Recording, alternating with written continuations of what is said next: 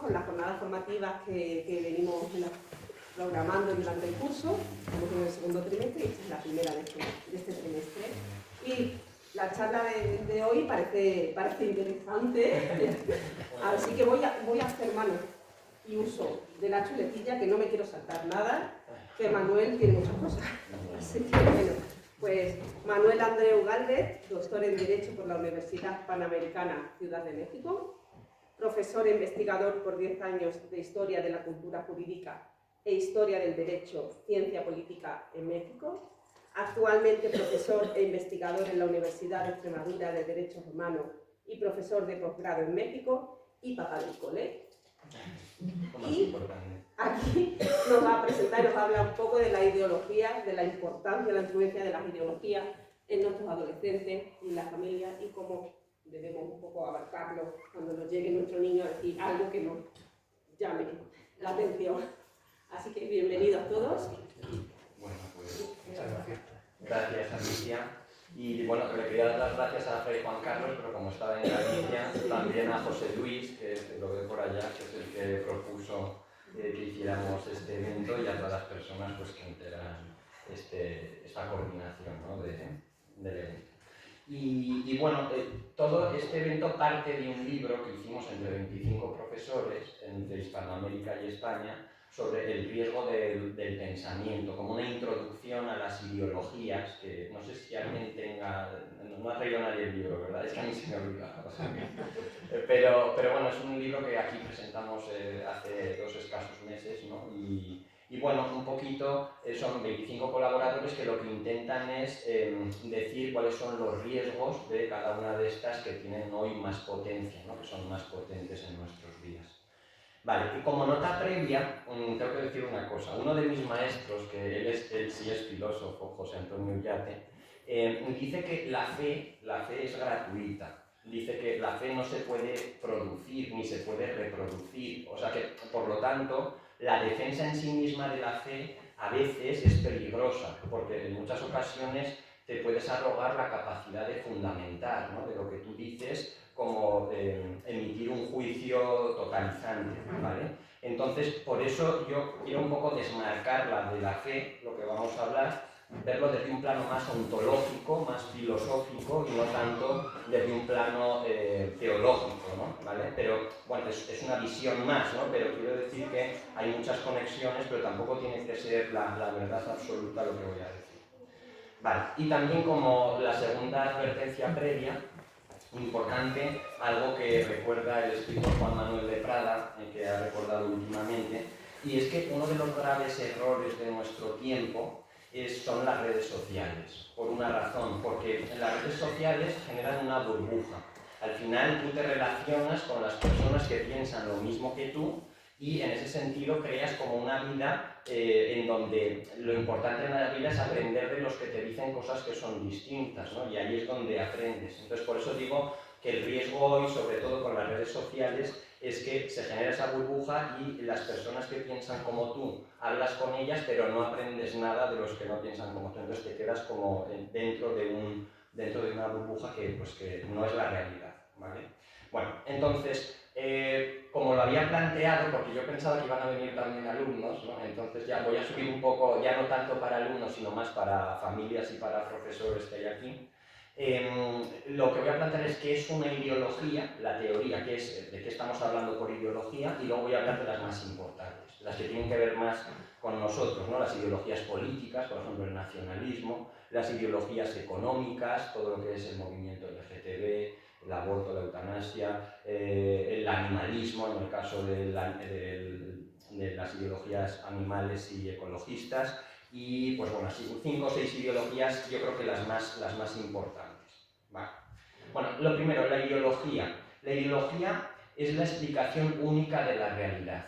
O sea, una ideología, lo primero hay que partir de que el ser humano es un ser limitado, no somos ilimitados. En ese sentido, dice este autor que he mencionado, José Antonio Ullate, que no se puede dudar de forma absoluta de que la verdad existe, pero tampoco puedes pensar que nosotros la poseemos en su totalidad, ¿vale? Porque Santo Tomás bajo la teoría de la hidrogénesis, ¿vale? O sea, ¿qué es la realidad, ¿no? Lo que dice es que la realidad se conoce por sus causas, cognitio reper causam, que significa la realidad por sus causas. Cuando tú con tu entendimiento compruebas que una cosa funciona o que es así, es cuando te das cuenta de que eso es real. Esto es más o menos el método científico que luego se ha seguido.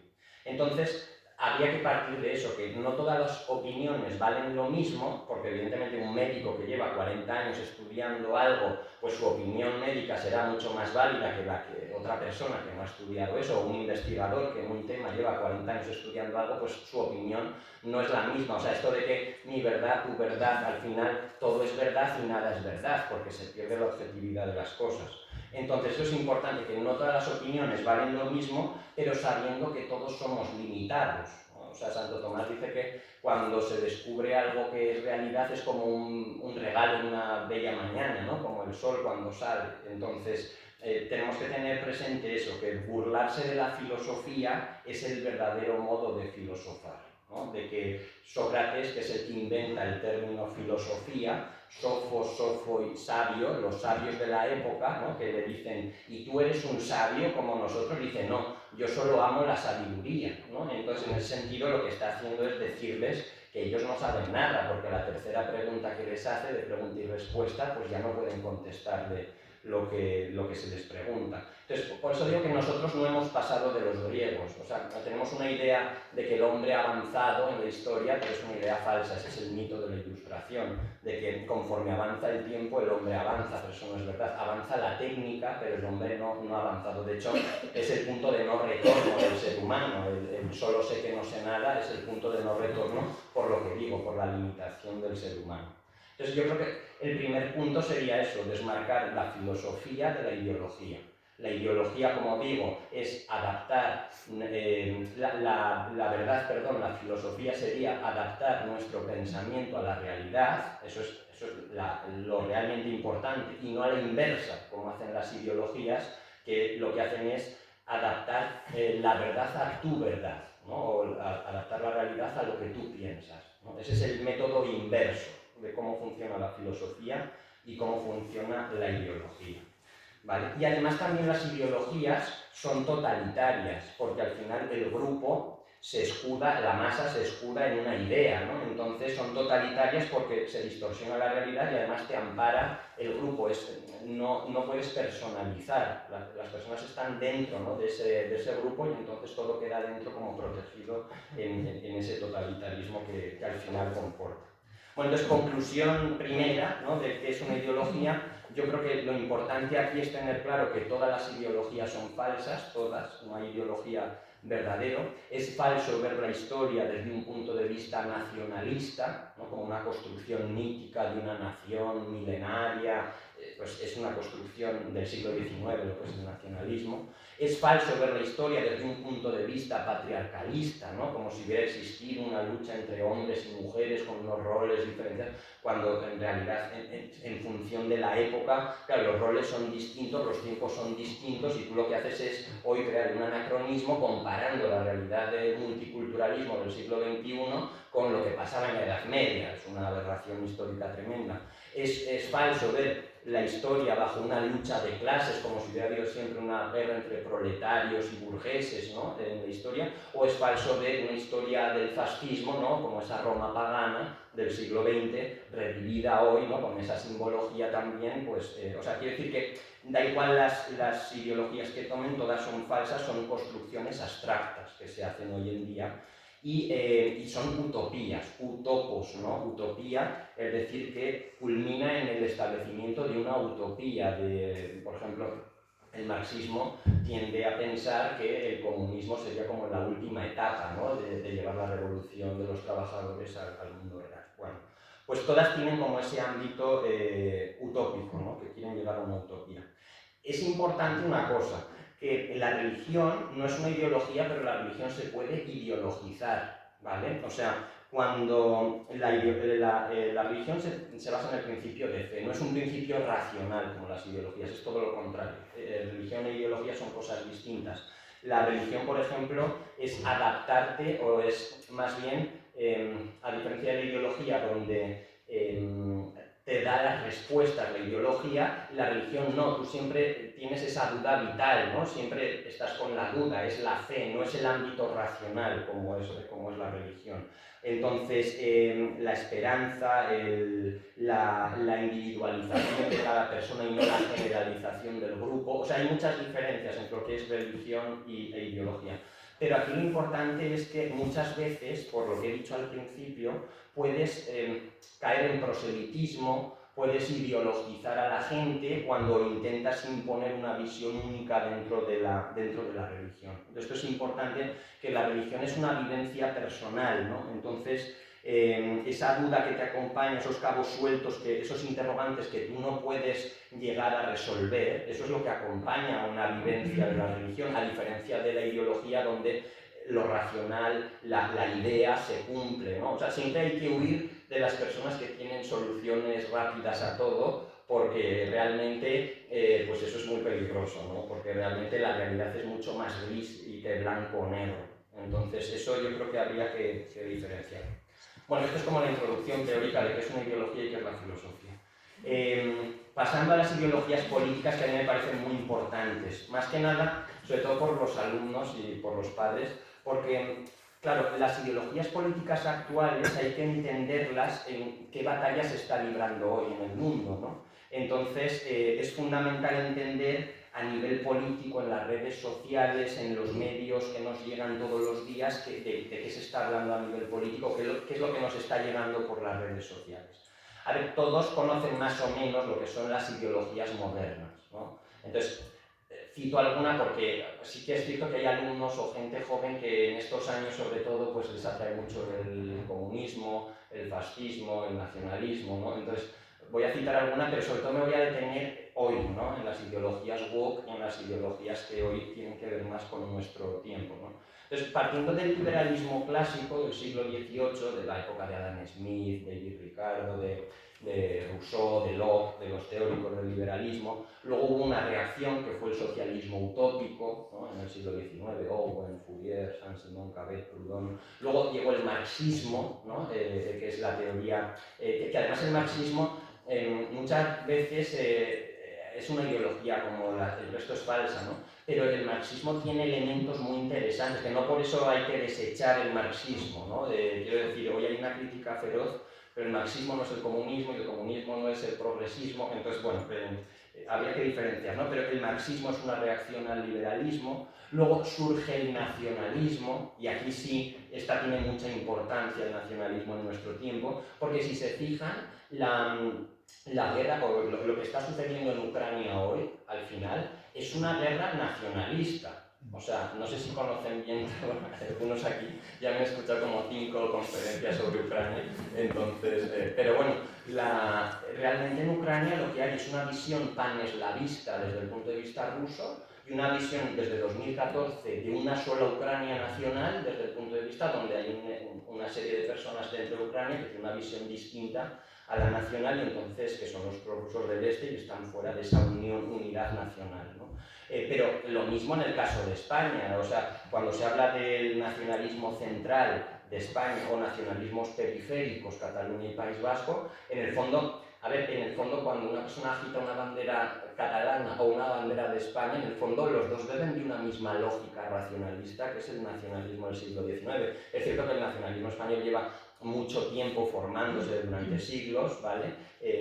La idea de nación y de Estado, pero quiero decir que todos beben de una lógica que no es real o no es consustancial a nuestra tradición, que era distinta, de fueros, de reinos, ¿no? Bueno, entonces quiero decir que todas las grandes conflictos del siglo XX y XXI obedecen al nacionalismo. La Primera Guerra Mundial y la Segunda Guerra Mundial, la guerra de Ucrania, los separatismos, el caso de México o España cuando el presidente López Obrador, que los que nos ha tocado vivir allí en América, te levantas todos los días con estos temas, pues evidentemente que es una visión nacionalista, proindigenista hoy, que es otra de las ideologías más potentes que hay en América, no aquí, pero el indigenismo, el nacionalismo, eso crea como una visión idílica de una nación mexicana, una nación peruana, cuando eran realmente virreinatos, eran reinos que pertenecían a una misma cosa y que cuando se independizan crean una historia nueva, ¿no? Y entonces se enfrentan a lo extranjero. se enfrentan a lo que había antes. Entonces, todos parten, como digo, de una visión idílica que es el nacionalismo. Y esto es muy importante porque mucha gente, y mucha gente joven, sobre todo el pensamiento nacionalista, pues está muy en boga. Bueno, en esa historia, que no me puedo detener en todas, porque si no solo la conferencia solo sería de ideologías políticas, pero luego está el romanticismo en el siglo XIX, Goethe, Fausto, ¿no? Todas las obras del romanticismo alemán y el romanticismo italiano. No es casualidad que los dos actores principales de la Segunda Guerra Mundial sean Alemania e Italia, ¿no? Y donde el romanticismo y el nacionalismo es donde triunfa, con Mancini, con Garibaldi y con los autores alemanes, ¿no? De Fichte, Herder, etc. Luego el colonialismo, luego el comunismo como ese estadio, y luego el fascismo. Y después del fascismo, aquí también habría que diferenciar una cosa, que también se explica muy mal, sobre todo en España. El fascismo italiano no tiene nada que ver con el nazismo alemán, no tiene nada que ver con el franquismo en España y no tiene nada que ver con el salazarismo en Portugal. ¿Vale? Es que todos se meten como totalitarismos, ¿no?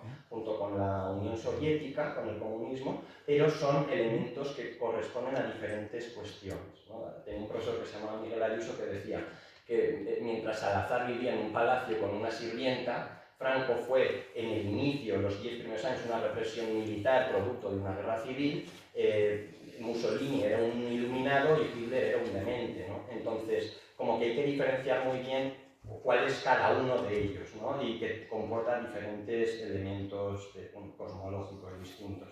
Luego, después de eso del fascismo y del nacionalsocialismo, se ha dicho en los libros de texto que es el fin de las ideologías, el fin de los totalitarismos con la Segunda Guerra Mundial, pero eso es falso. Y de hecho, hay uno que se mantiene hoy, que es el mismo que tira la bomba atómica, porque lo que no se dice nunca es que los totalitarismos no fueron los que tiraron la bomba atómica, lo tiró una democracia, lo tiró Estados Unidos. Entonces hay que poner en contexto la historia, porque nosotros tenemos una visión de la historia muy occidentalizada, ¿no? Pero después del estado de bienestar, hoy se entra en un estado en crisis. Un estado en crisis porque hoy se habla de populismo, ¿no? Los populismos, que en el fondo los populismos es algo que advierte que hay algo que está fallando en la sociedad, porque si no, en España un Vox o un Podemos no triunfaría, en Francia Marine Le Pen no triunfaría, en Estados Unidos Trump no triunfaría, en México López Obrador, o sea que Bolsonaro en Brasil. Entonces, quiero decir que el populismo detecta que hay algo que falla en la sociedad. Entonces las alternativas que tenemos son las que se eligen porque hay algo que está fallando. O sea, el populismo tiene parte de verdad de lo que está pasando en la sociedad. ¿Y por qué digo que se empieza a generar como un estado en crisis o un totalitarismo democrático, que es lo que muchos autores han bautizado? Porque al final las leyes que hoy se aprueban por una mayoría. Y esto es lo que hacían los nazis. O sea, los nazis lo que hacían era, había, no sé, personas dementes o con malformaciones, etcétera, tal, y para llegar a la raza aria creaban una ley aprobada por el Reichstag y que era formal. Y esa puede ser una ley que es legal, pero no tiene por qué ser justa. Hoy nos basamos en leyes que son legales, que están aprobadas por la mayoría, pero eso no significa que sean justas las leyes que hay contra la vida, etcétera, ¿no? Entonces, por eso digo que muchos autores de filosofía del derecho, de filosofía política, etcétera, han bautizado como tiranía democrática o totalitarismo democrático, el fin de las reglas aritméticas, ¿no? De que las mayorías deciden qué es el bien, qué es la verdad, qué es lo justo. Eso es filosóficamente es una aberración, ¿vale? Y además hoy la izquierda y la derecha es lo mismo, porque en el fondo, si se fijan, en el caso de España se ve claramente. O sea, cuando llega, por ejemplo, la izquierda al poder, no sé, Zapatero, vamos a poner con las leyes progresistas, ¿qué hace la derecha cuando llega al poder? Mantiene lo que la izquierda hace. Rajoy mantiene lo que hace. Llega la izquierda, progresa en la revolución. ¿Qué hace la derecha? Consolida la revolución. O sea, en el fondo siempre la historia contemporánea es un giro hacia la izquierda, porque los liberales progresan en la revolución, los conservadores conservan la revolución. Pero porque no puede ser de otra manera, porque la lógica contemporánea es una lógica de jacobinos y girondinos, es una lógica de la Revolución Francesa. O sea, los dos partidos que entran en el poder, unos son liberales moderados y otros son liberales progresistas. Unos progresan y otros consolidan, pero porque estamos dentro de una misma lógica, por eso no hay alternativas a nivel político. No, esto a mí me cuesta mucho explicarlo a los alumnos, pero creo que alguno entiende un poco lo que significa a la hora de votar. Vale, y finalmente, por encima, a nivel nacional, está el nivel internacional, que es la ideología woke. Cuando he hablado antes de comunismo, el viejo marxismo, perdón, comunismo no marxismo, el viejo marxismo en los años 60, Marcuse, Gramsci, todos los últimos marxistas, lo que hacen es que se reconvierte el marxismo en lo que hoy se llama progresismo. Ya no existe el marxismo. Bueno, hay autores que son marxistas y son los más críticos con lo que está pasando hoy. O sea, eso sí saben. Pero el marxismo hoy se ha reconvertido en progresismo desde los años 60. Es la revolución sexual de los años 60, es un poco lo que hoy llamamos como progresismo neomarxismo. Esto es la escuela de Frankfurt, es Adorno, Horkheimer, una serie de autores de la escuela de Frankfurt. Y hay un ejemplo muy claro, ¿no? Porque yo le digo a los alumnos siempre, a ver, la renta básica universal es una ley que, no sé si alguien conoce aquí, la renta básica universal. ¿Alguien conoce esta ley? El ingreso mínimo vital. A ver, tu interés, el jurista, por favor. No, yo conozco el ingreso mínimo vital, no la Sí, renta. el ingreso mínimo vital, la renta básica universal que se llama en Europa. Claro, es una ley que, por ejemplo, la izquierda la lleva a cabo aquí en la sociedad, ¿no? Enarbola la bandera de la renta básica, Podemos, por ejemplo, pero en el fondo te das cuenta que es una ley que viene desde Bruselas, que lo hace el sistema económico capitalista, que viene de arriba. O el aborto y la eutanasia, el informe NSS 200, ¿no? Que está colgado en la página de Estado de Estados Unidos, lo pueden descargar. Esto está en los años 80, planes de población del mundo, de disminución de la población del mundo. Está colgado en la página de Estado de Estados Unidos, yo lo he descargado. Entonces, claro, hoy la izquierda lo lleva a cabo, enarbola la batalla del aborto, de la eutanasia, de la renta básica, pero en el fondo te das cuenta que son leyes todo capitalistas que vienen de arriba, son leyes liberales económicas que se aplican a nivel global y que la lleva a cabo la izquierda, pero que vienen de la derecha. Entonces, por eso digo que hay un ejemplo muy bueno de un profesor mexicano que dice, mira, cuando llega un comunista a una iglesia, lo primero que hace es saca una Kalashnikov, se carga a los feligreses, cuelga al cura y quema la iglesia. Cuando llega el liberalismo, es una visión frontal, ¿no? de lucha frontal. Sin embargo, cuando el liberalismo se implanta en la sociedad, lo que hace es que la siguiente generación no haya feligreses, no haya cura y se cierre la iglesia. Entonces, que es una guerra soterrada, ¿no? Entonces, ¿qué es peor? Una genera mártires y hay una reacción, pero es que la otra mata directamente de raíz a la sociedad, ¿no? Entonces, esa es lo que hoy estamos viviendo nosotros en nuestra sociedad, ¿vale? No sé si se me ha entendido con eso. Vale. Bueno, entonces, por cerrar las políticas, y ya con esto cierro, el progresismo que digo hoy se traduce a nivel social en 4 cosas que dice George Orwell, Michel Onfray y el propio Diego Fusaro, que es uno de los autores marxistas hoy más importantes, que de hecho creo que son los que mejor dan en la tecla del problema de nuestro tiempo, los que son los viejos marxistas, no los progresistas, sino los viejos marxistas. Y dice que a nivel social se traduce en que la ideología woke crea una neolengua, el neologismo, un nuevo lenguaje, ¿no? Primero, palabras inventadas que transforman el lenguaje. Transfogo, progenitor gestante, heteropatriarcado. ¿Alguien sabe que en 2024, lo busqué ayer, cuáles son las 3 palabras más importantes, los 3 neologismos más votados en España? El primero es Dana, y el segundo es no binario, y el tercero es cancelación, política de cancelación. O sea que aquí tenemos ya un buen ejemplo, ¿no? O sea, primero se crea una cultura con una nueva lengua. Luego, la posverdad en filosofía. Es decir, que ya no existe la verdad, sino que todo vale, y entonces en ese sentido es malo tener una visión objetiva de las cosas porque puedes dañar a otro.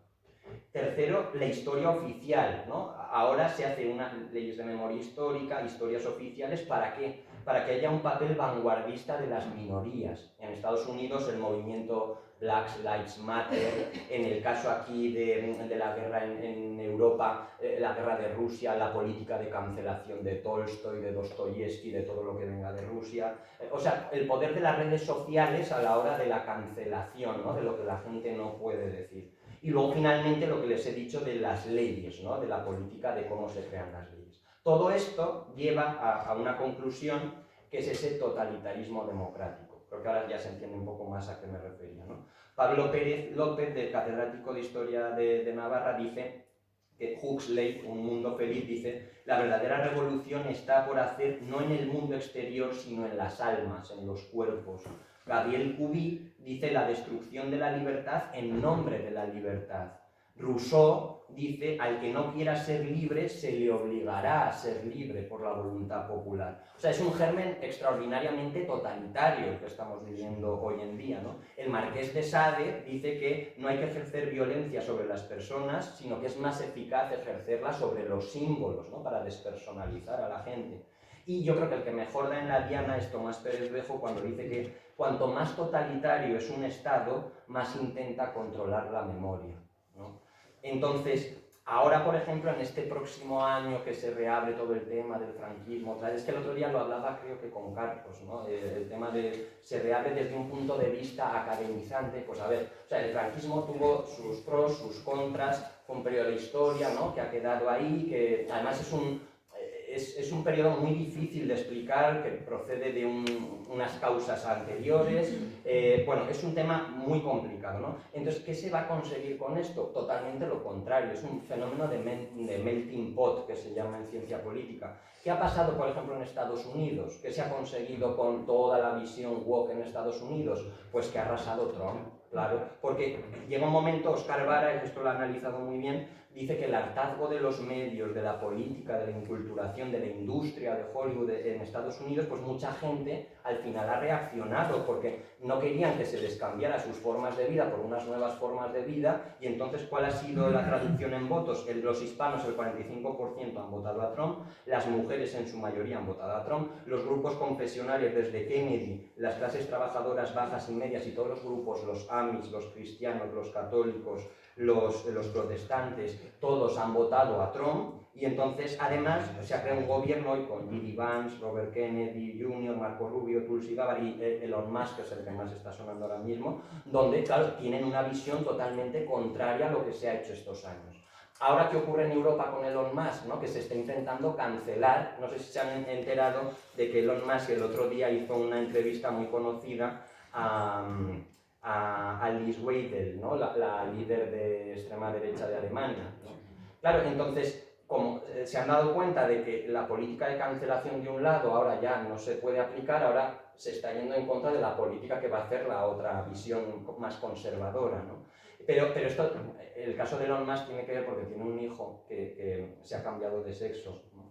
Que es un tema que... Y entonces él se ha dado cuenta del drama familiar que ha supuesto y entonces ahora se ha convertido en una adalid en contra de todos estos temas, ¿no? Dice que su hijo ha muerto, ¿no? Y entonces la ideología woke, Trudeau, Macron, pues ya han visto lo que ha pasado con Ucrania en Europa y con la ideología que se ha derrumbado, ¿no? en estos últimos tiempos. Bueno, pues este es un poco a nivel de ideologías políticas, a nivel nacional y a nivel global, lo que está pasando hoy en el mundo. ¿Vale? Es más complejo, pero bueno, yo estoy intentando decirlo lo más básico posible. Vale, pasando ya a las segundas, voy a hacer solo 4 y ya está, porque si no va a ser muy rollo. Vale. Las segundas yo hablaría de las ideologías económicas. ¿Vale? Aquí las ideologías económicas están más vinculadas a movimientos de extrema derecha. ¿Por qué? Porque, a ver, el capitalismo, la sociedad de mercado, dice Jesús Ballesteros, que al final en una sociedad de mercado subordinas la cultura, la política, la economía, todo al capital, es decir, a los mercados financieros, a la especulación, a la mentira, en pocas palabras. Entonces, claro, la extrema derecha está más ligada al capitalismo porque tiene una raíz más individualista, una raíz más antisolidaria, más liberal, ¿no? Entonces, claro, en el fondo, esa defensa de la propiedad a ultranza, sin deberes sociales, todo eso, al final, que ahora se está viendo mucho en el caso de Argentina, ¿no? con Milei y todo lo que es la política más... ¿cómo se llama este movimiento? La escuela austríaca, ¿no? de economía, ¿no? Que es muy liberal, pues claro, al final también es un enemigo de la doctrina social, ¿no? De la Iglesia, porque en el fondo pues esa insolidaridad y todos los valores que promueve la extrema derecha en el fondo atentan totalmente contra esa visión. Y esa ideología del dinero, ¿vale? Esa proletarización de los trabajadores, dice Cal Polanyi, ¿Esto qué significa? Que en las ciudades con muchos millones de habitantes, por ejemplo el caso de México, que nosotros conocemos, pues el tipo de vida de muchos trabajadores que trabajan en empresas de outsourcing, ¿no? De que cobran 4 perras y desde las 6 de la mañana o desde las 4 de la mañana tienen que ir a trabajar, a las 10 o 11 de la noche duermen 5 horas. En el fondo es una proletarización del trabajo lo que está pasando hoy a nivel económico, ¿vale? Eso, al final, en una empresa eres un número, eres sustituible de la noche a la mañana, no hay personalidad. Hay una McDonaldización del mundo que se llama, ¿no? Al final todo el mundo come la misma comida, viste igual, habla el mismo idioma, entonces todas las tradiciones, todo se deshace, ¿no? Se suprime todo. Además de todo eso, hay consecuencias terribles, ¿no? Ahora mismo las agendas 2030, todo lo que es la ideología que desde arriba se está imprimiendo, ¿no? Y en el ámbito de la sexualidad, yo creo que aquí es muy importante el tema de la pornografía, ¿no? Porque la industria del sexo, ¿vale? Como producto de consumo global, que es una de las instrumentalizaciones que se hace del ser humano, donde al final la mujer se hace objeto de consumo, es una cosificación de la persona, ¿no? O sea, hay que tener en cuenta que las redes sociales, nosotros no somos clientes de las redes sociales, nos hacemos producto de las redes sociales, ¿no? Entonces esto creo que en el caso de la pornografía es un tema pues muy grave, ¿no? Lo que está pasando. Vale, eso a nivel económico. ¿Cómo se traduce esto en lo que hemos dicho a nivel ya de la persona, ¿no? De la propia persona? ¿Qué nos llega a nosotros? Bueno, pues bajo estos valores la autonomía, ¿no? El individualismo, el hedonismo, ¿no? La cultura del placer, la autodeterminación. O sea, no nos parezca extraño que Cataluña, por ejemplo, pida la autodeterminación de los pueblos, cuando en el fondo a las personas, desde arriba, en los valores que se nos imprime desde niños, se nos está llevando hacia la autodeterminación de nosotros mismos. O sea, si tú te puedes cambiar de sexo, tú puedes hacer lo que quieras con tu cuerpo, evidentemente que a nivel político también existe una autodeterminación de los pueblos que van a pedir eso mismo que a ti te están llevando hacia ello, ¿no? O sea, es un problema, quiero decir, que es una serie de contravalores que se nos están dando a nosotros y que generan luego unos problemas a nivel político, a nivel individual y a nivel de todo tipo, ¿no? Entonces, por eso yo creo que aquí, cuando yo decía antes lo de ese concepto de tiranía democrática, claro, se recuerda con horror los crímenes que habían cometido los nazis en el siglo XX o Stalin, las purgas, etcétera. Pero lo que no se dice es que, claro, en 2 años en Occidente, en el mundo en general, hay más muertos por abortos, por ejemplo, que en los 70 años de comunismo o en la Segunda Guerra Mundial. Entonces, quiero decir que hay que poner en la balanza que una sociedad que hoy se tilda de progresista, de moderna, de democrática, ¿no? Se ha instalado en una falsa tolerancia. ¿Y qué hacían los nazis? Lo primero es que trataban a la gente como dígitos, despersonalizar a la gente, ¿no? Quitarles el nombre, primero borraban el nombre. Hoy por eso quitan esas categorías de persona, se ha suprimido la categoría de persona. O sea, hay que retomar, la solución es retomar la categoría de persona, pero cuando se hace un aborto, se aborta porque se interrumpe, ¿no? Por el bien de la madre de embarazo. O, por ejemplo, la eutanasia es una medida que conforta al enfermo, no se aplica la eutanasia, sino que es una medida de confortación del enfermo. O sea, se le da la vuelta, ¿no? A los conceptos y entonces ya no se trata de personas, sino que Stalin tenía una frase que decía que, dice, una muerte es una tragedia, 1 millón es una estadística, ¿no? Esto se puede ver perfectamente en las cifras de la pandemia, ¿no? de cómo se trató el tema. Entonces, bueno, pero esto ya no lo digo a nivel global, sino que a nivel militar, que también esto ya me conocen bastante, ha habido 23 millones de desplazados desde las guerras de Irak hasta Libia, ¿vale? Y entonces quiero decir que también se ha aplicado una política donde, pues, desde arriba, ideologías globales, se intentan dar unas experiencias democráticas de Occidente y al final han generado una destrucción de medio mundo, ¿no? Entonces, el Quijote, o la obra de Gustavo Bueno, dice que el Estado de Derecho sin las armas es puro papel mojado. O sea, que lo que importa es las armas, no las letras, no las leyes. Y el Quijote tiene un discurso sobre las armas y las leyes y las letras, ¿no? O Howard, que dice que con frecuencia los estados que muestran mayor interés por la conservación de la paz son los que más armamento acumulan, ¿no? Entonces, un poco es esa inconsistencia, ¿no? Esa falsa tolerancia. Y esa falsa tolerancia, termino con este punto, hace pensar a mucha gente que cuando algo se tolera, pues es que cuando tú estás tolerando algo eres buena persona, pero el hecho de tolerar algo no te convierte en buena persona. Eso es un signo de buenismo, pero no es un signo de justicia, ¿vale? O sea, quiero decir que Popper o Andersen dice que la tolerancia es un crimen cuando lo que se tolera es una maldad, ¿no? Entonces, el no ponerse a nada y pensar que por ello se es buena persona es una muestra de buenismo, pero no es una muestra de justicia, ¿vale? Que esto creo que es importante. Cito una frase, dice Anice Tomás Ferrer: no puede ser que mientras unos gozan de los derechos de manera plena, otros padezcan sus consecuencias. No puede ser que en una sociedad empoderada como la actual se eleven determinadas acciones injustas a la categoría de supuestos derechos, presentando como conquistas de la libertad comportamientos y situaciones vergonzosas además de trágicas, ¿no? Bueno, pues esto sería un poco lo que tiene que ver con el aborto. En el caso de la eutanasia, también solamente decir una cuestión que, por cerrar el bloque, a ver, que cuando la muerte es inevitable, sí se puede renunciar en conciencia, ¿vale?, a los tratamientos, ¿no?, que procuran una prolongación transitoria de la vida.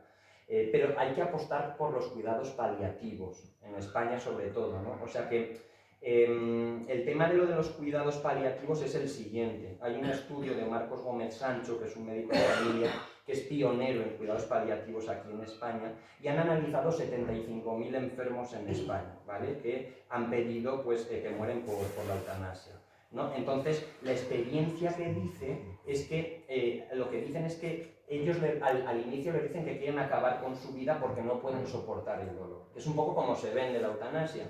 Claro, 11 días sin dormir, y cuando les preguntan qué se han tomado, la receta a veces ha sido un paracetamol, ¿no?, en contra del sufrimiento. Entonces, cuando les ponen el primer piquito de subcutáneo de cloruro mórfico, lo primero que hacen es dormirse y ya jamás vuelven a pedir que se les ponga la inyección, porque lo que necesitan es otro tipo de tratamiento, ¿no? Entonces, la atención integral de los enfermos en su perspectiva física, en su perspectiva social, espiritual, psicológica, espiritual, de todo tipo, familiar. Claro, esto se tendría un poco que apostar más por esto que decirles que tienes dos alternativas, o tomarte lo que te están recetando o la eutanasia, ¿no? O sea que los promotores de la eutanasia, un argumento es que el enfermo puede decidir cómo quiere morir, pero de esos 75.000 casos estudiados en España, solo tienen a su disposición la eutanasia porque no existe otra opción, no están desarrollados de manera grande los cuidados paliativos. Entonces dice que una sociedad avanzada debería tener instrumentos para eliminar el sufrimiento, que no sea eliminar el sufriente, que es lo que está pasando hoy en este caso en todo el mundo occidental, porque además es un negocio económico muy fuerte. Bueno, esto tiene que ver ya con política, con persona, con global. Yo pasaría a explicar solamente dos más, que son las de la naturaleza, ahora mismo el ecologismo y el animalismo, y finalmente acabaría con las científicas, porque aquí no hay muchos médicos y es otro ámbito, pero bueno, que también hay unas muy potentes en el ámbito de la medicina. Entonces, en las ideologías de la naturaleza hay que partir del ser humano, de que hoy las ideologías animalistas y ecologistas equiparan al ser humano como un animal más. Eso se llama especismo, ¿no?, la ideología de las especies. El ser humano es una especie más, una especie que ha evolucionado más que el resto. Es algo así como se podría ver, ¿no? Pero aquí habría que partir de la filosofía. Y la característica del hombre, ¿vale?, es que el hombre tiene dos potencias. O sea, lo que diferencia el hombre de los animales es que el hombre tiene libertad y voluntad, ¿vale? Y los animales no, los animales están determinados por el medio, ¿no?, por instintos. O sea, el experimento de Pavlov famoso, ¿no?, de que le pones a un perro un hueso y entonces saliva y te comemos, pero si tú tienes un compañero que tiene un bocadillo al lado, pues aunque tengas hambre, no te comes el bocadillo de tu compañero, ¿no? Entonces, esto es importante, que el hombre posee una inteligencia que concibe y unas manos que transforman, ¿vale? Que eso es lo que es el fuego, ¿no? Entiende lo que es el fuego y además lo hace suyo, lo utiliza y lo aprovecha, algo que los animales no pueden hacer. Y en ese sentido es importante, sobre todo para los alumnos, ¿no? Porque el tema del animalismo sobre todo afecta más a los alumnos.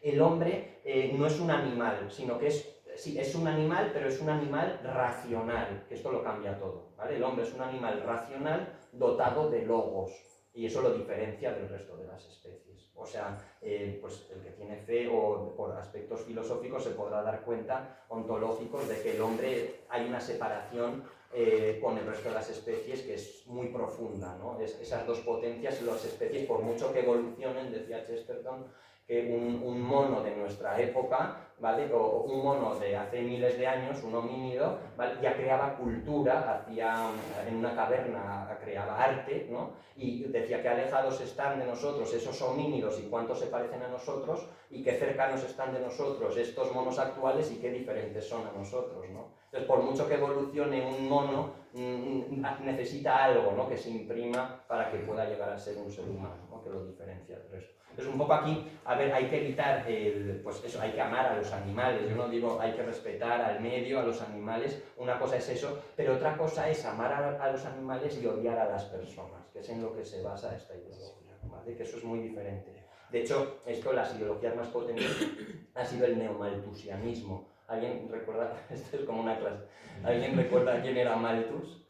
Malthus. Nadie sabe quién era Malthus, que en la época de Darwin, ¿no? Malthus es uno de los teóricos anglosajones, donde pues él tiene una teoría que dice que el hombre tiene que dejarse de reproducirse, de multiplicarse, porque es una plaga, ¿no? Y en ese sentido se extiende, la humanidad se extiende geométricamente y los alimentos aritméticamente. Es decir, es que esto se escucha hoy mucho y es falso, pero mucha gente dice que el planeta no puede soportar más seres humanos porque ya pues, los recursos no llegan para todos. Es más el modelo económico de cómo vive el hombre, pero no es el problema de que nazca más gente, ¿vale? Entonces todo esto, desde el siglo XIX, ya se empieza a aplicar a las razas inferiores y razas superiores, ¿vale? Desde la visión anglosajona, una visión mal entendida de Darwin. Y entonces las políticas eugenésicas del siglo XX, ¿vale? Margaret Sanger, por ejemplo, el nazismo, ¿no? Cuando intenta crear la raza aria, aplica políticas eugenésicas de matar a la gente o para conseguir la raza aria. Todo esto hoy se sigue aplicando de otra manera, ¿vale? A partir de los años 60 y de lo del informe Kissinger que les había dicho, hoy hay una serie de teorías, bueno, de políticas para el tercer mundo, que son esa mentalidad eugenésica, pero ahora ya no es os vamos a matar, sino os vamos a esterilizar, ¿no? Todos los programas de esterilización, de no reproducción del mundo, obedecen a este mismo esquema del neomalthusianismo de reducción de población mundial, porque hay personas pues, que no interesan económicamente, ¿no? Hay razas superiores y razas inferiores. Entonces las razas inferiores hay que exterminarlas. Como no se puede exterminar, acudimos a políticas para que no se puedan reproducir. En pocas palabras es eso. Vale, en América entraría una ideología que es el indigenismo, que aquí no tiene mucha cabida hablar, pero bueno, que sepan que está muy vinculada con todos estos elementos de la Pachamama, de una vuelta a los indígenas, de una vuelta a la madre tierra. Todos estos elementos tienen que ver hoy con el New Age, que está muy de moda hoy en día, tienen que ver con eso. Y finalmente, las ideologías del hombre inmortal, de la ciencia.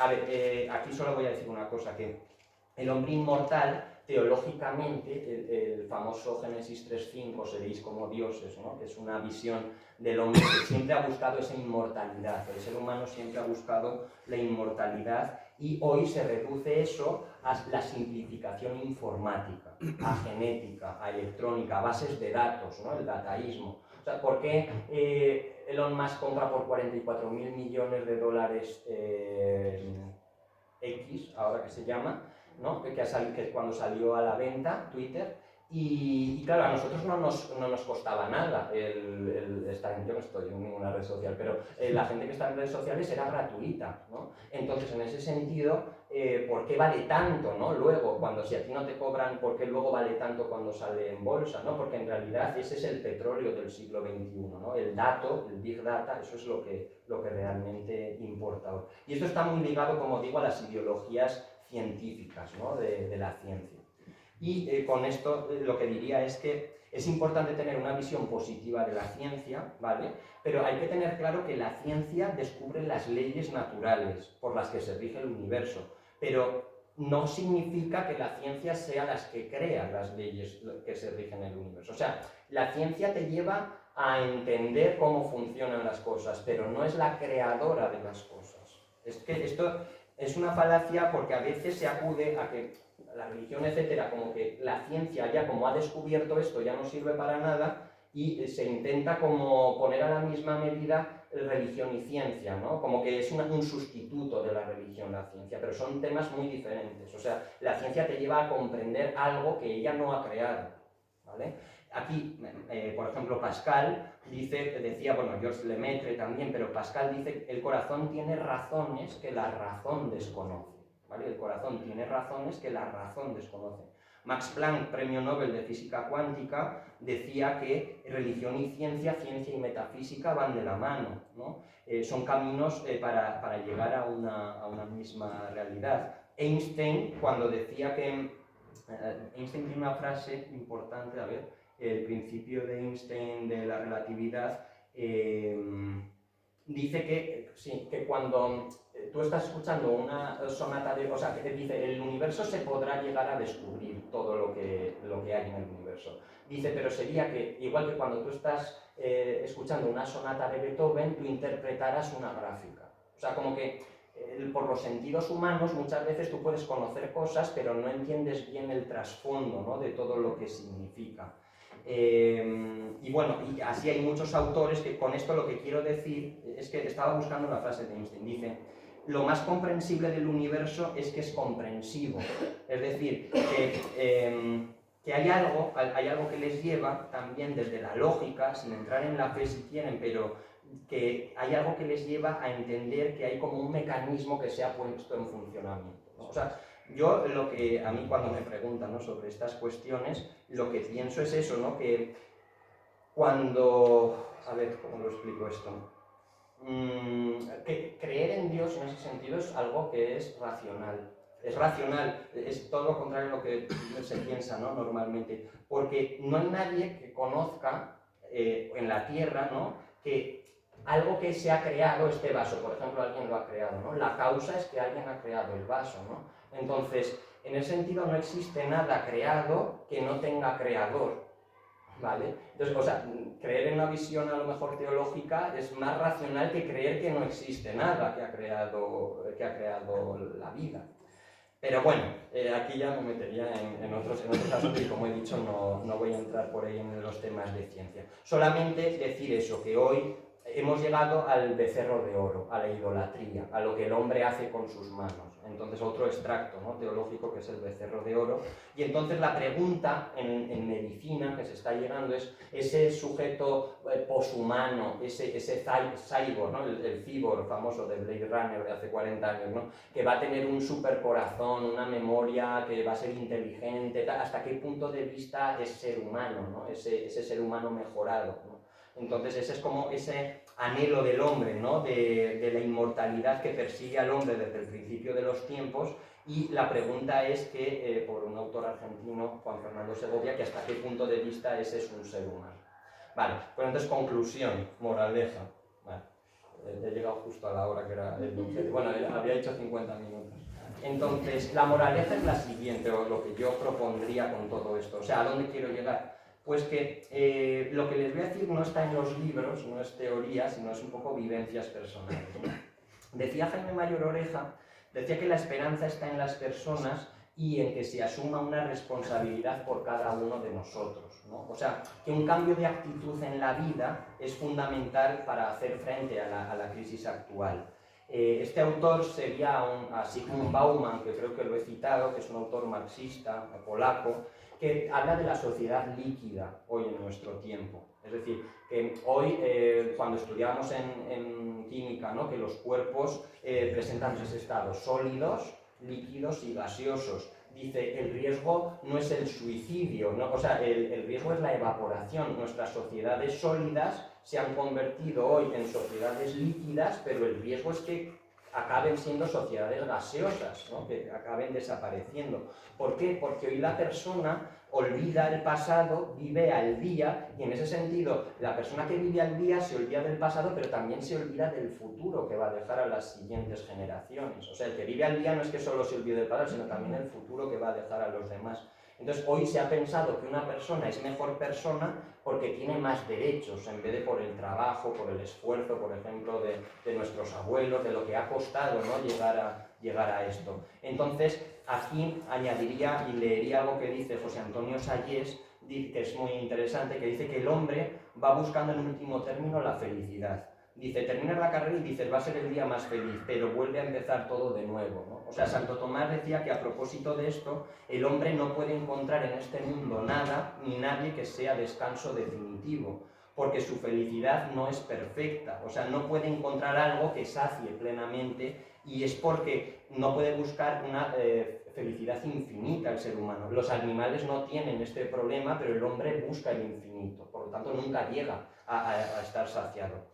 Entonces, hoy, el hombre de hoy es pragmático, no tiene formación humanística, no tiene capacidad de síntesis, estudia una carrera técnica que le permite comer, dice él, y le permite tener dinero, pero luego suele ser trivial, frívolo, permisivista y tolerante, pero que no respeta luego a la persona. Entonces hay que respetar a una persona, piense lo que se piense, ¿no? Pero la persona tiene una dignidad sagrada, y en tanto que está compuesta por cuerpo y alma, y aquí me metería en la teoría dimórfica, etc.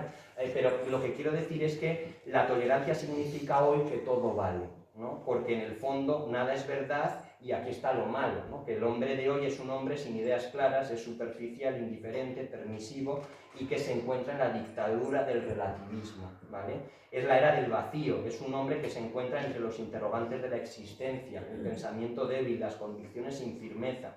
Hoy la conciencia se sustituye por la estadística, ¿no? El 65% opina tal. La ética la hemos convertido en unas reglas de urbanidad, de trato. El hombre de hoy es un hombre que ha desertado de los valores trascendentes y se han hecho muchas concesiones en temas muy importantes. Entonces, lo que se pregunta es, ¿este hombre de hoy es feliz? ¿No? Lo tenemos todo desde el punto de vista material, pero ¿dónde está el auténtico concepto de felicidad? Hoy la libertad de Occidente es una libertad económica, ahí termina, es una libertad basada en algo que se puede comprar. Dijo Viktor Frankl, que era un judío, un psicólogo que estuvo en los campos de concentración en el siglo XX, dice, el hombre necesita una razón para vivir, el hombre necesita una razón para amar, el hombre necesita una razón para sufrir y el hombre necesita una razón para morir. Y cuando el hombre no tiene esa razón de tipo trascendente, enferma, ¿no? De la angustia. Esa es la gran enfermedad del siglo XX y del siglo XXI, los suicidios, ¿no? Entonces, este autor definió la felicidad que consiste en dar lo mejor de sí mismo por una causa noble. Entonces, claro, la felicidad no se puede comprar, y como el hombre de hoy no tiene causas nobles, no puede tener lo mejor de sí mismo y no alcanza la felicidad. Entonces, un poco aquí, la solución, yo creo, que, y además todos los autores modernos han llegado a las mismas conclusiones, los mismos filósofos, ¿no? Que la solución es volver a reforzar las virtudes, ¿no? Que han sido el soporte de la civilización.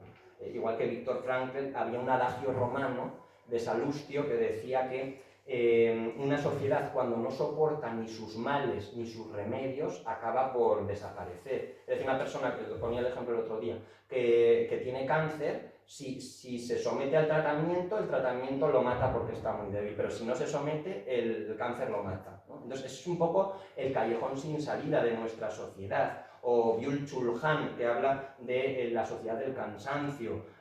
Gustave Thibon, ¿no? Se puede saltar al vacío, pero no desde el vacío donde nosotros estamos. Alexis de Tocqueville, ¿no? en la democracia en América, habla en ese sentido.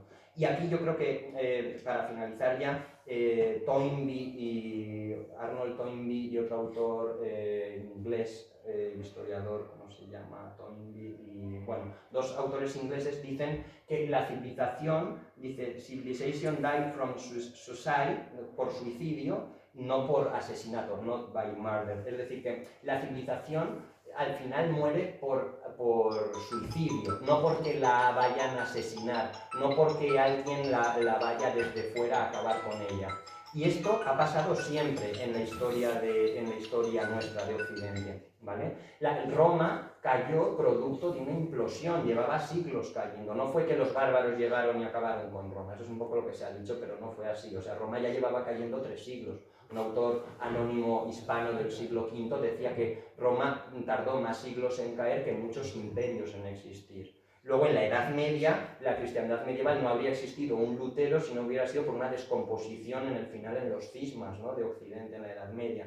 La Unión Soviética cae como producto de como una implosión, ¿no? La monarquía católica, la monarquía hispánica en Indias también, después de Napoleón, todo lo que ocurre. Y hoy nuestra sociedad está en ese mismo problema, ¿no?, de que está implosionando, está suicidándose, se está evaporizando, ¿no?, más que sea un problema externo, ¿no? Entonces, conclusión y moraleja, que yo creo que no hace falta que hagamos grandes cosas, ¿no?, cada uno desde donde nos toca vivir, y desde esa posición podemos hacer algo bueno que merezca la pena. Entonces, siguiendo ese principio de que si solo se da lo mejor de sí mismo por una causa noble se puede encontrar la felicidad, pues un poco hay que buscarla para que merezca la pena vivir, ¿no? Y con esto pues sería un poco la conclusión de todo esto. Gracias.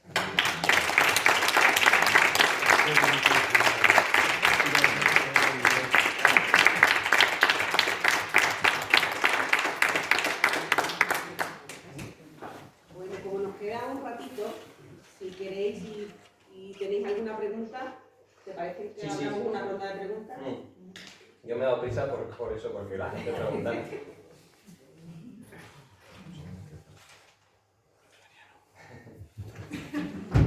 Mariano creo que tenía... No tengo Yo creo que por ese sector había preguntas. No, José Luis, el que ha dicho antes, tenía una duda. Yo tengo una. A ver, Me voy. A ver, yo... es que este es el sector que siempre lleva la hinchada. Por eso he mirado yo para allá. La hinchada. A ver, mira, yo, según ibas hablando, bueno, que está muy interesante, me gusta mucho, ibas hablando yo, pues, yo sé, a la gente le pasa lo suyo, yo me lo iba llevando a mi terreno, ¿no? Con cosas también personales. Y me venía a la mente, yo voy todos los días en el coche a trabajar, ¿vale? Vamos cuatro compañeros, trabajamos en un sitio y como vamos todos los días, llevamos mucho tiempo, pues nos da tiempo a hablar de todo, ¿vale? Porque hablamos mucho de fútbol, somos todos de Madrid, bien, somos buena gente, ¿no? Tal. Y hablamos de fútbol, hablamos de tal, y luego, pero hablamos de todo, ¿vale? Son gente culta, gente leída, gente con su vida y tal. Y según ibas contando ejemplitos, y digo, es que todos, me meto, ¿vale?, tenemos como un pedacito de cada cosa que has dicho, ¿no? O sea, todos tenemos esa tolerancia que has dicho, que me ha gustado mucho esa diferencia del buenismo, todos tenemos parte de ese especismo, hay un poquito de todo, porque hemos hablado un poco de todo. Y lo hilo con lo que decías de la dictadura democrática, que está el totalitarismo democrático que hay, y digo, ¿qué solución hay a esto? Porque al final estamos todos penetrados, somos todos herederos de todo esto que hay. Entonces, primero, ¿cuál sería, en principio, el paraíso fuera de todo de este ambiente? Y segundo, ¿por qué camino podríamos empezar a trabajar todos? Empezando por nosotros, ¿no? Y más con los enanos que están ahí en la biblioteca. Sí, a ver, yo creo que la solución es la última, ¿no? De que cada uno en la vida haga un poco lo que puede. Porque, claro, evidentemente que no te puedes sobreponer a lo que en el mundo vaya a suceder a nivel geopolítico, de lo que venga desde arriba en las redes sociales. Pero claro, mejor no tragar diferentes cuestiones ni ser partícipe, a lo mejor llevar una vida como un poco abstraída de todo ese movimiento que sabes que a lo mejor no es del todo positivo, ¿no? Entonces sí, no se puede hacer algo más que cada uno en su espacio intentar cambiar las cosas desde donde vive. Es que no hay otra manera, porque además es lo que hemos hablado de ese paraíso terrenal que son las ideologías, pero a lo mejor desde un punto de vista trascendente es un paraíso que es otro tipo de paraíso, ¿no? Espiritual. Entonces, dentro de la tierra, lo que es el paraíso terrenal que promete y que te da una ideología, pues contra eso hay cosas que no puedes hacer, como, pues bueno, desde las redes sociales, ¿no? Toda la política que viene de arriba y se impone en la sociedad, pues lo único es a lo mejor cada uno hacer lo que está en la medida de sus posibilidades. No se puede tampoco ser aquí héroes y molarte, ¿no? Por ninguna causa. Entonces yo creo que un poco a la gente pues hacer algún tipo de esto, ¿no? Cada uno desde su espacio, que pueda un poco mostrar una visión crítica en la vida, en lo que está pasando, a lo mejor puede generar una visión que cambie a las personas desde lo pequeño, ¿no? O sea, ¿Existe tampoco creo que... algo organizado, algo que te hacen a tu propia individualidad y tu espacio chiquitito? Sí, lo que pasa es que ahí el problema es que en la política, yo en eso soy muy... Hay otros que piensan distinto, ¿no? De amigos míos, pero creo que en la política no hay alternativas. Entonces, aunque haya causas buenas, en el fondo el sistema de partidos, que se llama partitocracia, al final ese sistema de partidos obedece a una misma lógica, y los partidos en el fondo, izquierda, derecha, al final todos acaban yendo por la misma senda. O sea, como que yo creo que esa no es una posibilidad de alternativa, de unión del pueblo. El pueblo nunca gobierna, o sea, los más nunca pueden gobernar a los menos, siempre son los menos los que gobiernan a los más. Esto dice Rousseau y en eso tiene razón, y en la historia siempre ha habido una suerte de oligarquía en el poder. O sea, nunca ha habido, el pueblo nunca ha gobernado, ese es el mito de la Revolución Francesa. El pueblo se echó a la calle, no se echó a la calle, el pueblo fue exterminado en la Revolución Francesa, en la Vendée, 250.000 personas, más todos los guillotinados, más de 50.000 personas en juicio previo, ¿no? Entonces, el pueblo nunca gobierna, sino que se habla en nombre del pueblo, pero todos los totalitarismos han hablado en nombre del pueblo cuando el pueblo realmente no tiene mucho poder de revolución, ¿no? Como propone también el comunismo.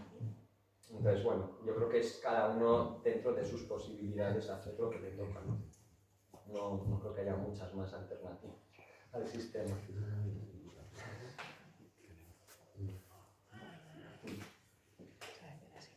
¿Y cómo va a ser posible hacer eso, Manuel? Porque ¿no crees tú que esa relación con uno mismo cada vez está menos presente? Claro, En general en la sociedad, en relación... Claro, la vida al final, nuestra vida es más inhumana, ¿no? Porque pues eso lo dice Tocqueville hace siglo y medio en La democracia en América, ¿no? Dice que las personas al final vivirán como un rebaño, ¿no? Cuyo pastor sea el Estado. Pero claro, habla del Estado, no habla de lo que está por encima del Estado, que hoy sería alta finanza o lo que sería el globalismo, ¿no? Entonces, sí es cierto que él dice que la sociedad al final dice...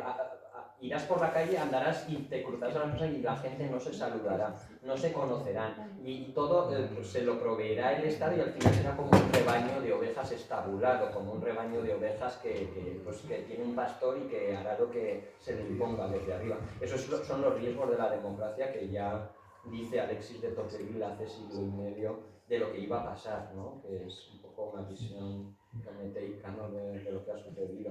Pero sí, no, yo iba a decir una cosa con respecto, relacionado con esto, y ahora que me lo dices, con respecto también a los centros, ¿no? Porque digo, ya que era una charla dentro de un centro de una visión cristiana, también decir eso, ¿no? Un poco, por desgracia, yo creo que también que en las sociedades católicas y en los centros católicos, incluso todos los centros, claro, yo incluía un poco la universidad donde estábamos en México, que es la experiencia que nosotros tenemos, ¿no? O sea, yo lo que veo es que cuanto más nos queremos parecer a los otros centros, y que eso es algo que es una tendencia educativa en todas las instituciones hoy desde el siglo XXI católicas, ¿no? Entonces, claro, yo creo que el catolicismo, lo decía Pío Moa en una reflexión, dice que hoy está en crisis por una razón, ¿no? Porque trata de adaptarse y no adaptar a la sociedad. Ese es el gran problema, ¿no? De los centros también, de las instituciones católicas en Occidente. Claro, si el 99% de los centros de los sitios donde llevas a un niño dicen una visión, nosotros lo que tenemos que ser es auténticos en lo que mantenemos. Porque si te intentas parecer o te intentas hacer una copia de lo que hacen los otros, en el fondo siempre lo vas a hacer peor, porque ellos son auténticos en lo suyo. Al final tú eres una mala copia de lo que los otros dicen. Es que esto nos pasó en el caso de México, ¿no? Cuando el tema de lo del Día de la Mujer, ¿no? En una institución católica, tal, pues que si los profesores, que si el feminismo, el Día de la Mujer o Halloween, o bueno. lo de siempre, ¿no? Entonces, claro, al final, cuando tú te intentas parecer, lo único que haces es acomodarte y perder la esencia. Y en el fondo, pues te estás haciendo como una mala copia de lo que hay por ahí. Entonces, un poco ahí el problema. Yo creo que el centro tiene que ser firme en eso, ¿no? Jesucristo tiene la parábola de que no se puede servir a dos señores, a Dios y al dinero. En casi todos los centros, digo, privados, universitarios de Occidente, las universidades se han atendido más por el Dios dinero que por otras cuestiones.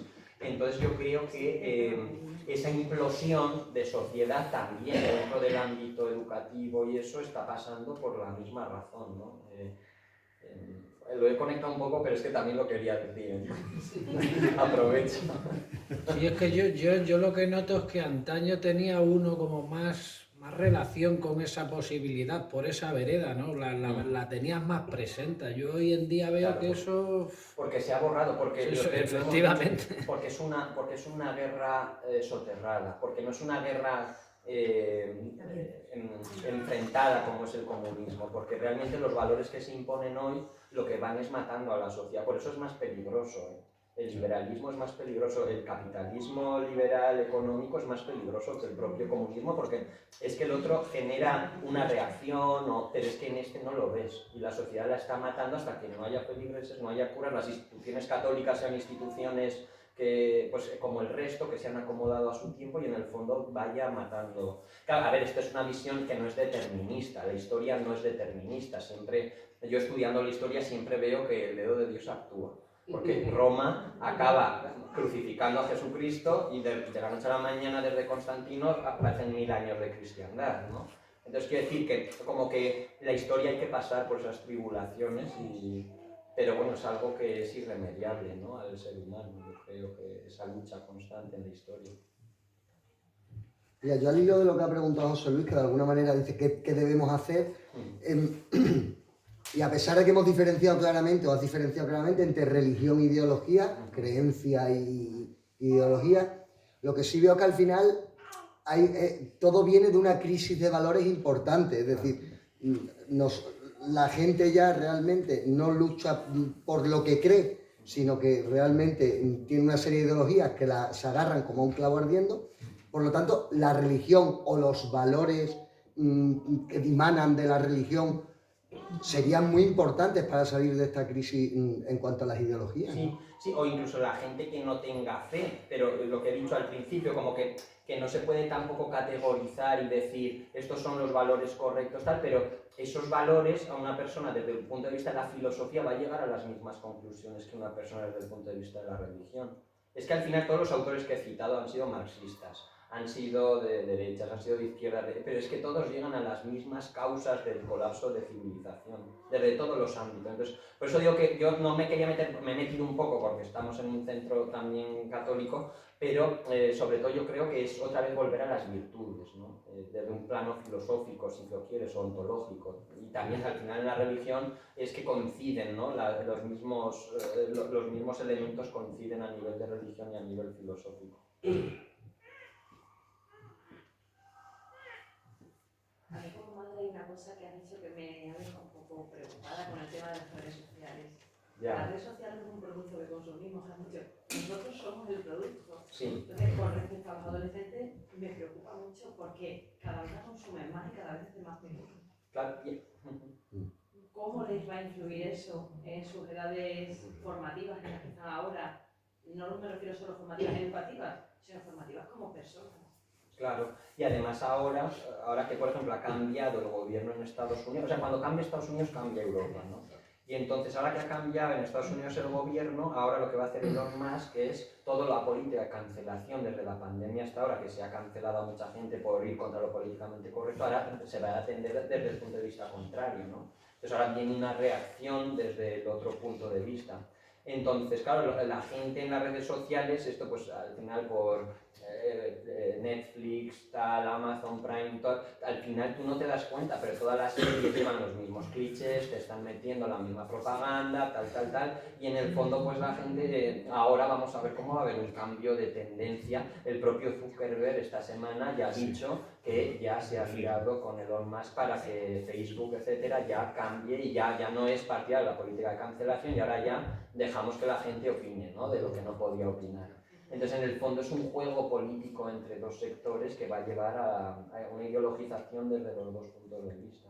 Y por eso yo creo que las redes sociales no son... Además de lo que he dicho al principio, ¿no?, de que al final te creas una burbuja, hablas con los que piensan como tú y no sales de esa realidad y al final no aprendes nada en la vida porque lo que te están diciendo es lo que tú quieres escuchar, ¿no? Y realmente cuando aprendes es cuando hablas con personas que piensan distinto y te hacen plantearte las cosas desde otro punto de vista. Y al hilo de eso, yo veo también una juventud que eso, como solo atienden en una red social lo que les interesa, claro, y otros se radicalizan en claro, eso. cada vez van hacia más, ¿no? Van a mayor. Sí, es un Hacia un problema que extremo o va. hacia otro, pero cada Sí, vez más. sí. Esa es la polarización de hoy del mundo, ¿no? De que cada vez, cuando se deserta de todos estos valores, al final, esto lo explica también Miguel Ayuso muy bien, decía, en un soporte como nuestra civilización, cada vez los valores cuando van descendiendo se va haciendo el espacio más pequeño, los soportes del terreno, y al final se llega al conflicto, porque ya no tienes nada que soporte la sociedad. Y eso es lo que está pasando, que cada vez se están minando más las bases, los valores, los principios, y entonces llegas al conflicto, a la violencia, ¿no? Y lo que está pasando, se está polarizando el mundo cada vez más. Y esto a nivel geopolítico que interesa también por ahí, con la política que está ocurriendo, ¿no?, en todas las partes del planeta. De todas maneras, a mí me parece preocupante porque en unas edades, en las que tienen nuestros jóvenes, por ejemplo, en las que están forjando el carácter, siempre buscan referentes. Y esos referentes, que ya no somos los padres, o son los profesores, me da igual, o son personas que han demostrado unos valores, unos conocimientos y unos avances, pues realmente sus referentes son influencers. Sus referentes son unos entornos sin filtros. Todo es libertad, pero a mí me ha gustado cuando mencionan cosas que son antagónicas, una sociedad donde funciona el antagonismo porque todo lo relativizamos para llevarnos el agua a nuestra Eso es. Cuando queremos moldear todo para que se adapte a nosotros, a lo que queremos. Entonces yo me quedo con varias cosas. Me quedo con una vuelta a los valores, como decía, a inculcar como madre, como padre, lo que podamos con principios sólidos, con valores, porque es lo que se está perdiendo, pero también, no sé si es bueno ayudarles a que se cuestionen las cosas. Es decir, yo ayudaría a mis hijos a que cuestionen todo. Porque desde el punto de vista de que te lo empiezas a cuestionar, a dudar, fomentas un pensamiento crítico que te lleve a tener tus propias ideas, a escuchar a todos, pero a forjarte tu propia opinión. A mí siempre me han enseñado que una persona con información es una persona con opinión. Pero ahora el problema es que la información que tiene el joven es una sobreinformación sin filtro, sesgada. Entonces, ¿qué hacemos frente a eso? Cuando ya no somos los referentes, cuando los referentes son los influencers de turno o son gente que se nos escapa, que no sabemos controlar las redes sociales y todo eso. Entonces, a mí también me enseñaron que lo perfecto es enemigo de lo bueno. Tendemos a ser perfeccionistas, pero eso es una utopía.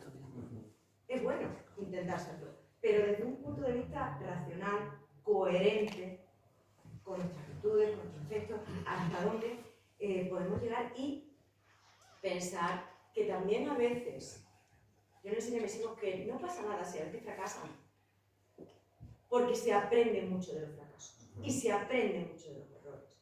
Que no pasa nada, que a veces se valora mucho el esfuerzo tras muchos fracasos de haber llegado hasta ahí. Es decir, un inventor, una persona que ha descubierto algo, científicos importantes en la historia, han llegado a ser lo que son tras muchos fracasos y han aprendido. Y todo eso ha sido una vivencia que les ha hecho ser mejores personas y además evolucionar en lo que son. Porque a veces si fallas, eres un fracasado y ya tienes un estigma y ya no sirves para esto.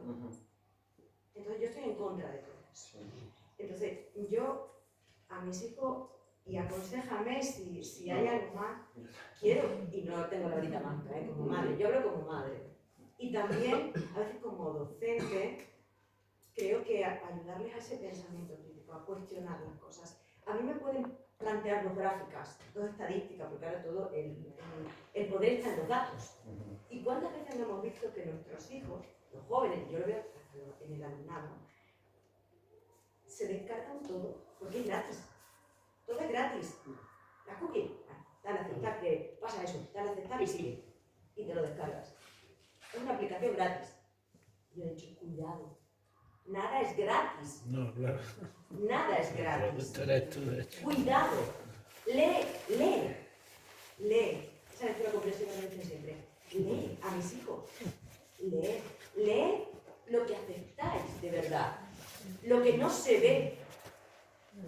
Lo que no se ve.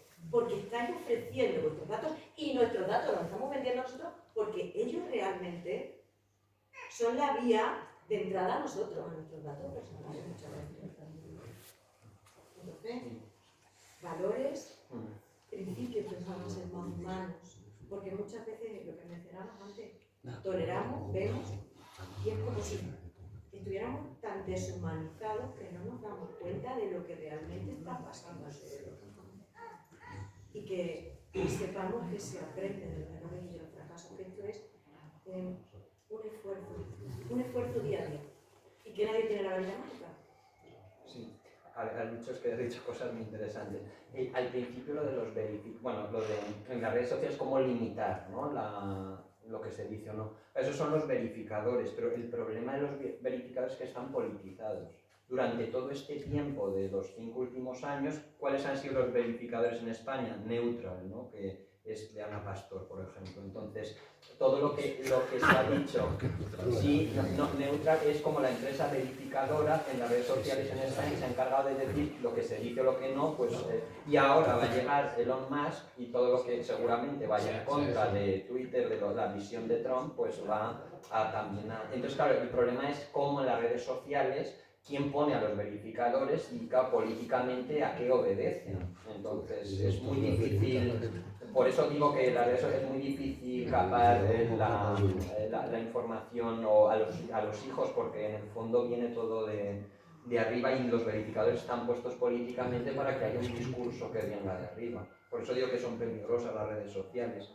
Luego, lo de que se aprende de los fracasos, que yo estoy totalmente de acuerdo. El tema de la familia, ¿no? Es que al final yo creo que la familia es la que te da ese soporte, ¿no? O sea, porque el colegio te puede ayudar, te encamina, tal, pero en el fondo todo es parte de la familia, ¿no? Entonces creo que por eso es tan importante, y hoy en las concesiones que se han hecho a nivel familiar, esas crisis que hay a lo mejor en una familia o según la desestructuración de la familia, luego eso genera unas consecuencias muy fuertes, porque desde ahí es donde se tendría que empezar a trabajar con los hijos, ¿no? O sea, el colegio es un acompañamiento, pero se tendría que empezar desde ahí, ¿no? Lo que da soporte en la vida al final es lo que te acuerdas de que tus abuelos te enseñaron o tus padres cuando eras pequeño.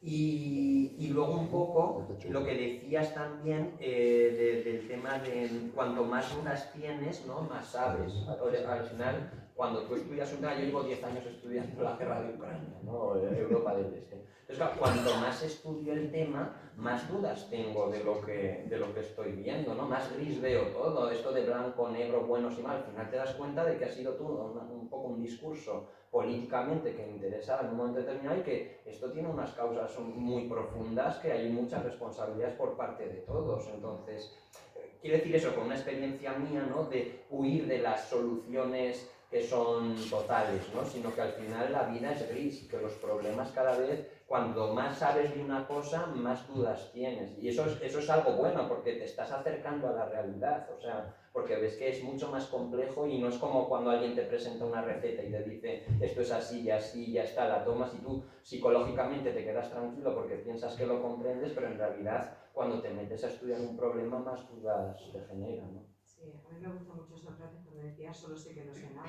Y se lo digo mucho a los chavales. Y lo que dice. Generar la duda para que empiecen a pensar por sí mismos y escuchar. Porque muchas veces presentan gráficas porque se les presentan datos y dicen, pero es que esto es evidente, esto es objetivo, una gráfica, unos datos, cuidado, le cambian los ejes y puedes cambiar la interpretación. Es decir, a mí me interesa que se vea un determinado tipo de información y que se interprete de esta manera, le cambio los ejes y la gráfica muestra lo que yo quiero.